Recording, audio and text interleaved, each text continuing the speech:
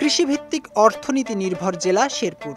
এই জেলার সঙ্গে জড়িয়ে আছে পান চাষের ইতিহাস। কৃষকদের তথ্য অনুযায়ী শেরপুর জেলায় পান চাষে শুরু হয় সাপমারি গ্রাম থেকে, ক্রমান্বয়ে তা ছড়িয়ে পড়েছে পার্শ্ববর্তী এলাকাগুলোতে। পান চাষ করে সংসারে সচ্ছলতা ফিরিয়েছেন এই অঞ্চলের কৃষকরা, আর তাদের সাফল্য দেখে পান চাষে আগ্রহী হয়েছেন অনেকেই। আমরা নিজের অভিজ্ঞতা থেকে, বাপদাদার দেখা থেকে শুরু করে আমরা যা এই আবাদ করি, এই আবাদের দ্বারা আমাদের বিভিন্ন ফসলাদির চাইতে এই পানের আবাদে আমাদের লাভবান বেশি হয়। এর জন্য আমরা এটা ধরে রাখছি। আর বাংলাদেশের ভিতরে প্রায় আমাদের পানের একটা সুনাম আছে, যে সাপমারি হাবড়ার পান অনেক দেশের মানুষ খায়, কিন্তু এই পানের মজা অন্যরকম। এর জন্য আমরা এগুলা কইরা এই বিভিন্ন ভাবে আমাদের জীবিকা নির্বাহ করি আর কি। 1 বিঘা জমির মধ্যে পানের চারা নাগাইছি। নাগানির পরে আপনার 6 মাস পর থেকে আমি পান উঠাবো।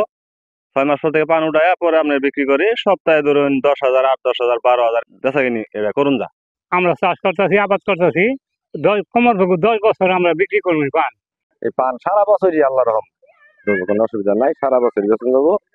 সপ্তাহে 2-3 দিন করে পান পাই।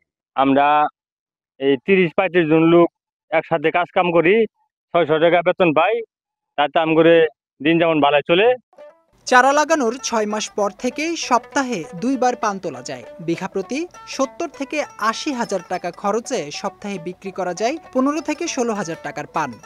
আর শুধু ক্ষেত পরিচর্যা বাবদ খরচ করেই একটি বরজ থেকে অনায়াসে 8 থেকে 10 বছর পর্যন্ত পান বিক্রি করা যায়। কৃষি বিভাগ বলছে, জেলার 33 হেক্টর জমিতে অর্থকারী লাভজনক ফসল পানের চাষ হয়েছে।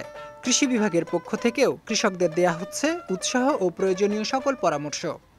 পান একটি অর্থকরী ফসল। আমাদের শেরপুর জেলায় 33 হেক্টর জমিতে পান হচ্ছে। পান মূলত আমাদের 2টি উপজেলায় বেশি হয়, সদর উপজেলা এবং নকলা উপজেলা। তার ভিতরে সদর উপজেলায় আমাদের সবচেয়ে বেশি হয়ে থাকে।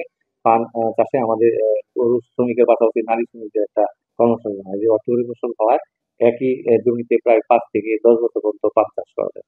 ফলে আমাদের এই 2টা উপজেলার কৃষকরা পান চাষের দিকে আগ্রহ দিচ্ছে। আমরা কৃষি বিভাগ তাদেরকে প্রয়োজনীয় কারিগরি পরামর্শ দিয়ে থাকি।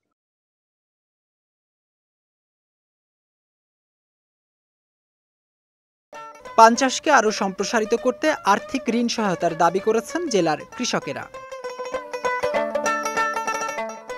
বিজয় টিভি নিউজ ডেস্ক।